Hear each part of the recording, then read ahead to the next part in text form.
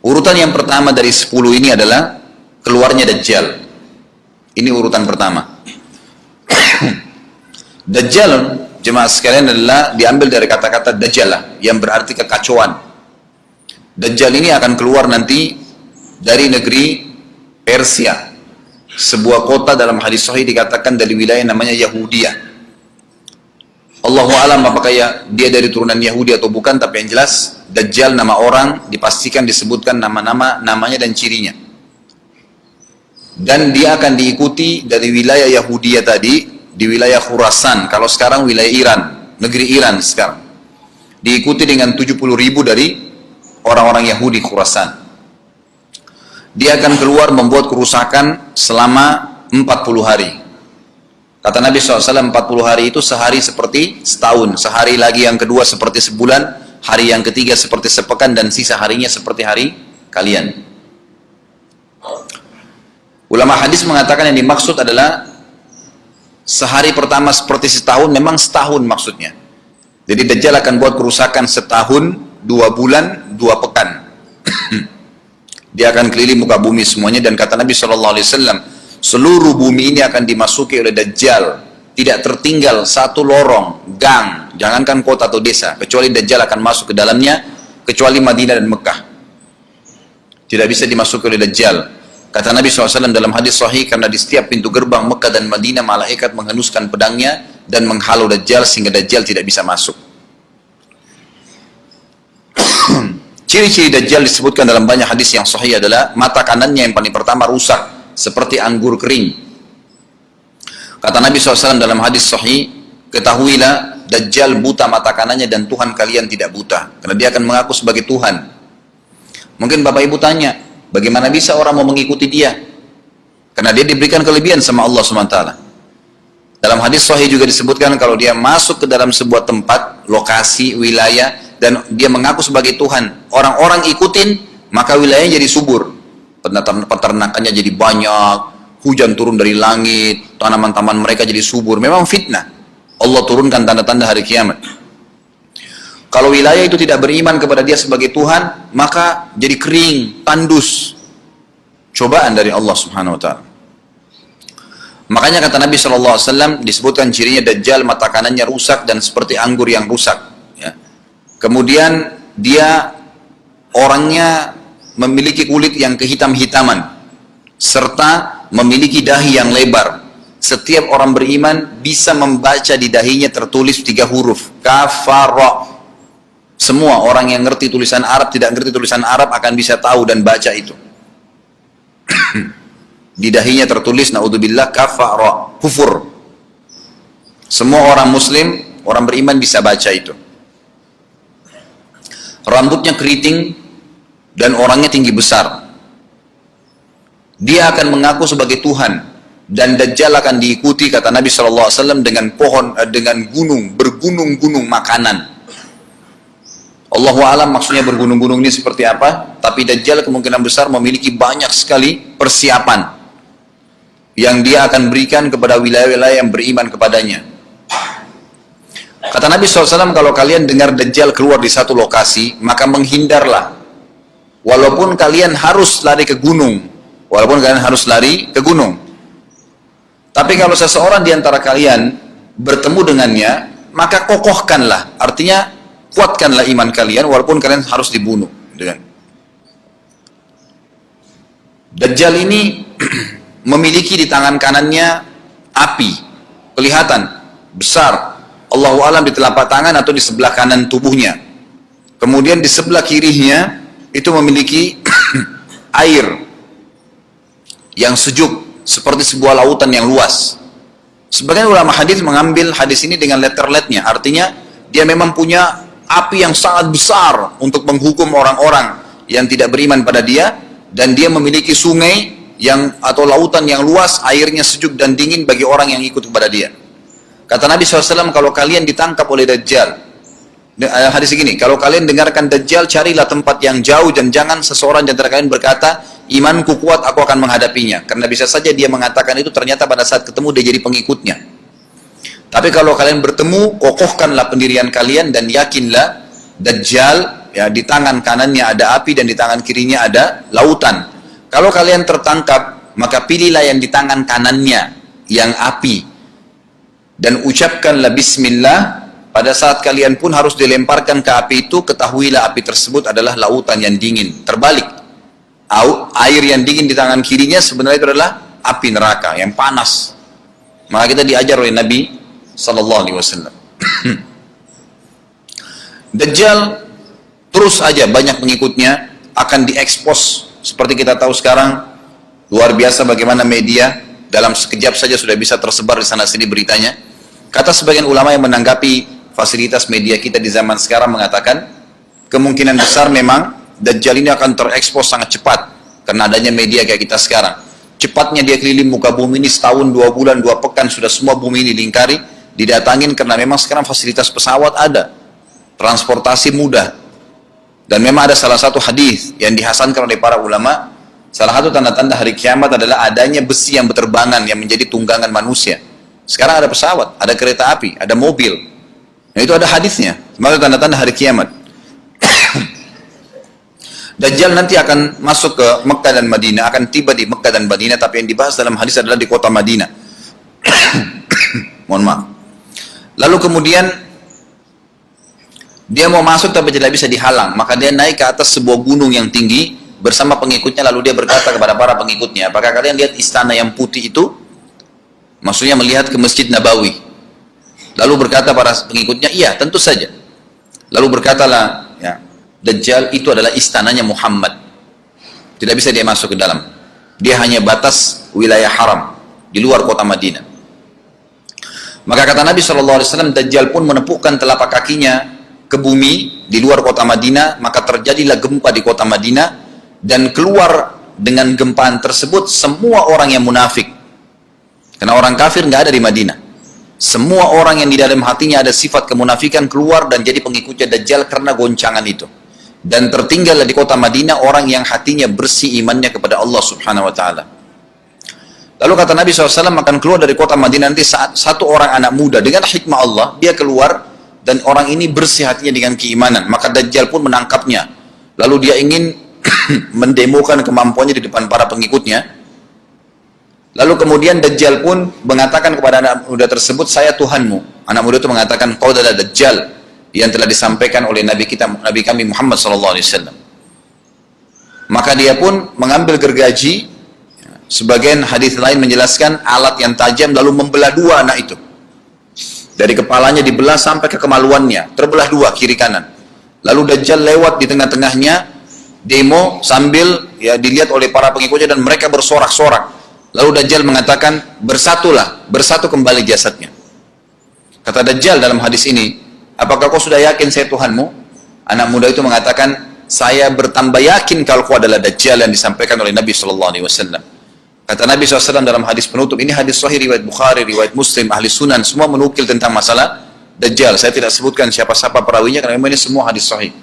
Cukup banyak hadisnya, saya satukan saja. Jadi merangkai seperti sebuah cerita. Maka Dajjal pun akhirnya setelah itu tidak mampu menyentuh anak muda lagi. Anak muda itu, Allah SWT sudah selamatkan dia. Ringkas cerita, Mekah sama Madinah cuma dia laluin, kemudian dia menuju ke Palestina. Pada saat tiba di Palestina, Dajjal sendiri tidak tahu kalau ajalnya sudah dekat. Maka dia pun akhirnya ya berdemo di sana, menganggap dia punya sebuah kerajaan, sampai di daerah Palestina, tepatnya sekarang Israel, subhanallah. Direbut wilayah itu oleh Israel tanpa mereka sadari, dalil-dalil wahyu menuntun mereka ke situ. Ada sebuah kota namanya kota Babelut. Di Israel itu kota itu ada, saya pernah lihat cuplikannya. Termasuk kota yang diidolakan di dalam negeri Israel sendiri namanya Babelut. Subhanallah, hadis menyebutkan nama Babelut. Hadis Nabi SAW dari 1400 tahun yang lalu mengatakan, nanti Dajjal akan berkumpul di sebuah wilayah namanya Babelut di Syam. Maksudnya di Palestina itu. Israel sekarang. Ada kota Babelut dan orang Yahudi sekarang lagi gencar membangun kota itu dan dianggap kota favoritnya Israel. Subhanallah. Dajjal akan masuk ke sana dan berkurung diri. Pada saat dia tiba di Palestina, waktu yang bersamaan di kota Madinah berkecamuk. Kaum muslimin sepakat semua keluar untuk mengejar Dajjal dan membunuhnya. Keluar dari kota Madinah satu orang yang namanya seperti namanya Nabi Muhammad SAW, Muhammad bin Abdullah, dan dia dari turunan Nabi SAW juga. Kata Nabi SAW, akan keluar nanti ya, seseorang dari kota Madinah, dari keturunanku, yang namanya seperti namaku, Muhammad bin Abdullah. Juga sama posternya, parasnya seperti aku. Sama dengan Nabi SAW, persis alisnya, rambutnya, kulitnya, dari turunan Nabi SAW, tapi dari asli kota Madinah. Sebagian ulama hadis mengatakan dari turunan Hasan radhiyallahu anhum ajmain. Intinya kata Nabi SAW akan keluar nanti dari kota Madinah, tapi akhlaknya bukan seperti akhlakku. Tentu tidak mungkin ada orang yang sama dengan akhlak Nabi SAW. Kata Nabi SAW, Allah mengubah dia dalam sehari semalam. Tiba-tiba berubah menjadi orang baik dalam sehari semalam, jadi orang faham agama. Lalu orang-orang pun akan datang kepadanya dari masyarakat Madinah berkata, engkau adalah turunan Rasulullah SAW, pimpinlah kami berperang melawan Dajjal. Maka dia pun menolak. Dia menolak awalnya, kemudian dia menuju ke Mekah diikutin dengan 300 orang pertama dari kota Madinah. Sampai di Mekah, setelah selesai dia tawaf, maka seluruh muslimin menunjuknya sambil mengatakan, engkau harus memimpin kami. Dan orang ini punya julukan Mahdi, dikenal dengan Imam Mahdi. Inilah tanda-tanda kiamat yang kedua. Setelah Dajjal keluar, buat kerusakan di muka bumi tadi selama 40 hari itu atau setahun lebih. Kemudian keluarlah tanda-tanda kiamat kedua pada saat dia sudah tiba di kota Babulut di Israel. Keluarlah si Mahdi ini. Pada saat dia tiba di Mekah, dibaiatlah oleh banyak kaum muslimin, tidak disebutkan jumlah pasukannya, maka terbentuklah pasukan jihad yang mengejar Dajjal menuju ke Palestina. Lalu keluar tanda-tanda kiamat 3, langsung berentetan semua. Makanya ulama mengatakan tanda-tanda kiamat kecil itu antara satu sama yang lain ada jarak-jaraknya. Tapi kalau tanda-tanda kiamat besar sekali datang, maka datang semua. Gitu kan. Walaupun memang ada masa, gitu kan, ada masanya. Tanda-tanda kiamat besar yang ketiga adalah pada saat pasukan Imam Mahdi dengan pasukan jihad itu tiba di Darul Baydha namanya, menara kota putih yang ada menara putihnya, dan itu sekarang di negeri Syam, tepatnya di Damaskus, ibu kota Syria. Sebagian ulama mengatakan Masjid Jami' Syam, karena memang menaranya berwarna putih. Hadis menyebutkan di menara itulah, di masjid itulah Imam Mahdi mampir sholat asar bersama pasukannya, dan sudah dekat. Syam, negeri Syam, masuk di dalamnya wilayah itu adalah Israel, ya sekarang Palestina, kemudian Syria, dan ini masjid ada di Syria, di Damaskus. Pada saat itulah datang tanda-tanda kiamat besar yang ketiga, yaitu turunnya Nabi Isa alaihissalam. Kata Nabi SAW dalam hadis Bukhari, hadis Muslim, hadis Sahih semuanya, dikatakan Isa alaihissalam akan turun sambil memegang kedua sayapnya malaikat, dan dari rambutnya yang basah meneteskan air. Pegang sayap malaikat turun, dan semua muslimin waktu itu menyaksikan. Ya masih hidup zaman itu menyaksikan, dan ini wahyu, penyampaian, pasti terjadi. Maka dia pun turun, lalu kemudian dia masuk, dan orang-orang pada saat itu mengenalnya kalau dia adalah Isa, dan mereka sudah tahu ini masanya, turunnya, keluarnya Dajjal. Ini Mahdi sudah ada. Mereka tahu akan turun Isa. Sudah ada informasi seperti yang disampaikan ke Bapak Ibu sekarang, itu muslimin di zaman itu sudah tahu semua. Maka Isa pun alaihissalam waktu itu dipersilakan oleh Mahdi untuk jadi imam, maka dia pun mengatakan tidak.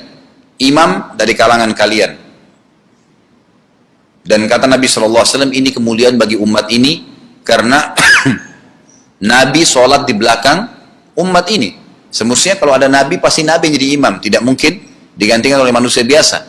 Tapi waktu itu Imam Mahdi menjadi imam dan Nabi Isa sholat di belakangnya. Perlu anda tahu juga hadis Nabi SAW yang sahih yang berbunyi, kalau Musa dan Isa hidup di zaman aku sudah diutus, niscaya keduanya akan jadi pengikutku. Jadi memang kena kebenaran agama ini dibawa oleh Nabi SAW. Baik, sholatlah mereka, kemudian mereka menuju ke Palestina. 3 tanda-tanda kiamat sekaligus terjadi. Pada saat menuju ke Palestina, tiba di pintu gerbang Babulut. Dan di wilayah Babulut ini, kata Nabi SAW, nanti Isa akan masuk dan membunuh Dajjal. Dan setelah membunuh Dajjal, maka seluruh pengikut Dajjal dari kaum Yahudi akan bersebaran, sembunyi di bawah batu dan pohon, di atas batu dan di bawah pohon. semuanya batu dan pohon itu akan berbicara kepada setiap pasukan mujahidin, berkata, wahai muslim, ini Yahudi di atas saya atau di bawah saya. Batu bilang ini Yahudi yang sembunyi, yang pohon mengatakan, wahai muslim, ini Yahudi, bunuhlah dia. Maka dibunuhlah orang-orang Yahudi tersebut yang menjadi pengikut Dajjal oleh kaum muslimin, kecuali satu pohon, namanya pohon Garqat. Pohon Garqat ini pohon yang daunnya kadang-kadang agak kering dan ada duri-duri, ya, batangnya ada durinya.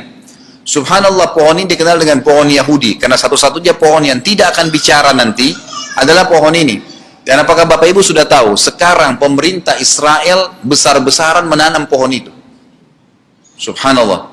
Kalau Anda lihat di berita tentang apa yang sekarang ditanam di negeri Israel orang Yahudi, maka yang paling banyak adalah pohon Garqat. Bahkan cuplikan yang saya lihat tentang Babu Lut itu pohon Garqatnya sudah sangat besar-besar, diameter sudah 3 meter, 4 meter ke atas. Mereka sangat tahu tentang hadis ini. Tapi memang orang Yahudi, sebagaimana Ibnu Abbas katakan radhiyallahu anhuma, beliau mengatakan firman Allah SWT, tafsirnya surah Al-Fatihah, ghairil maghdubi alaihim, bukan orang-orang yang kau murkahi ya Allah, ihdinas siratal mustaqim, tunjukkanlah kami jalan yang lurus, siratal ladzina an'amta alaihim, jalan orang-orang yang telah kau berikan petunjuk, maksudnya orang-orang yang beriman. Ghairil maghdubi alaihim, bukan orang yang kau murkahi. Kata sahabat Nabi Ibnu Abbas radhiyallahu anhu adalah orang-orang Yahudi. Allah murka sama mereka karena mereka tahu kebenaran tapi mereka tidak mau ikutin. Itu cirinya orang Yahudi. Bahkan Allah mengatakan tentang mereka terhadap Nabi SAW, ya'rifuna kama ya'rifuna abna'ahum. Mereka mengenal Muhammad SAW sebagaimana mereka mengenal anak-anak mereka sendiri. Jadi orang Yahudi tahu. Waladhdallin, dan bukan orang-orang yang sesat. Ini adalah kata Ibnu Abbas, orang-orang Nasrani.